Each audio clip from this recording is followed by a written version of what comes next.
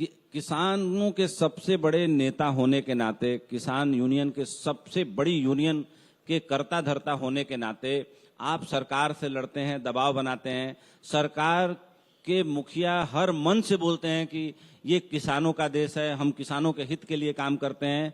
तो फिर ऐसा कैसे होता है कि वो आप लोग बोलते हैं कि किसानों का हित साधा नहीं जा रहा है, अहित हो रहा है, और हमारे देश की सरकार बोले कि किसानों के लिए हम सबसे बड़ा काम कर रहे हैं? ये विरोधाभास कहाँ पैदा होता है, इसको समझाइए।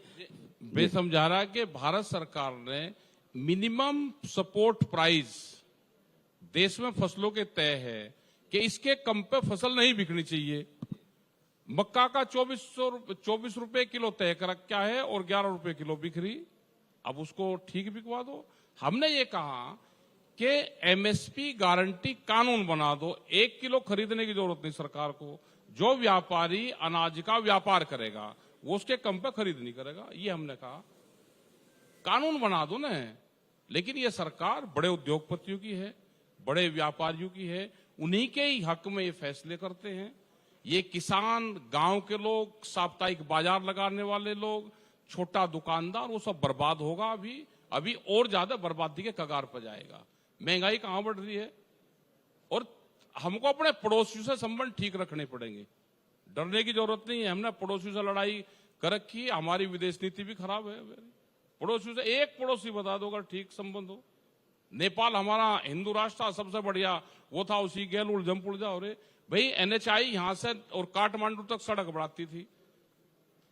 वो गरीब देश था, उसका क्यों सामान रोक दिया भाई? वहां पे डीजल अब गए हम तो डीजल बराबर है। अब यंका रेट और वंका रेट, नहीं तो 16-17 रुपए की हम सब्सिडी देते थे उसको। तो चाइना बढ़ रहा है ना वहां पे भी। नेपाल में काठमांडू तक और वहां तक चाइना आ गया। क्या करोगे अब? हमको अपने पड़ोसियों से भी संबंध ठीक रखने चाहिए। बिल्कुल।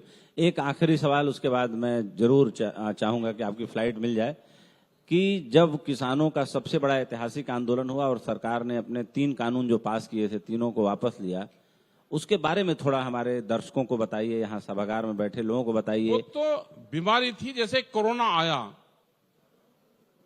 तो कोरोना वापसी चला गया तो हॉस्पिटल तो बंद नहीं हुए।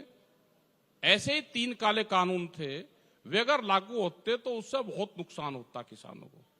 मंडियां तो धीरे धीरे बंद हो रही थी सारी। आज भी मंडियां बाहर खोल रही, प्राइवेट मंडी चल रही। अब उन्होंने कहा कि हम इसको सिलो तरह से किसान को मारेंगे।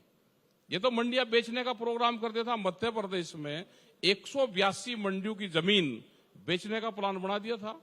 और आज भी 10, 15, 20 साल में सब मंडी खत्म हो जाएगी। बिहार में उसको बाजार समिति बोलते हैं, तो वहां की सब बाजार समिति खत्म है।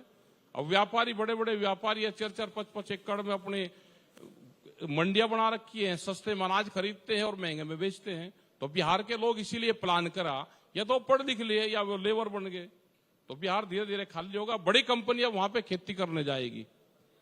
शहर के लोगों को बताया कि तुम जाके गांव की जमीन खरीद लो, वहां पे खेती करो। और गांव के लोगों को कहा कि तुम अपनी जमीन बेच दो, जाकर शहर में व्यापार करो। तो ये तो बड़े व्यापारियों की पार्टी है, उसी के लिए काम करती है। और तो खाम खा उसमें उलझम पुलझा हो रहे हैं। संत महात्माओं को भी उलझ रखा।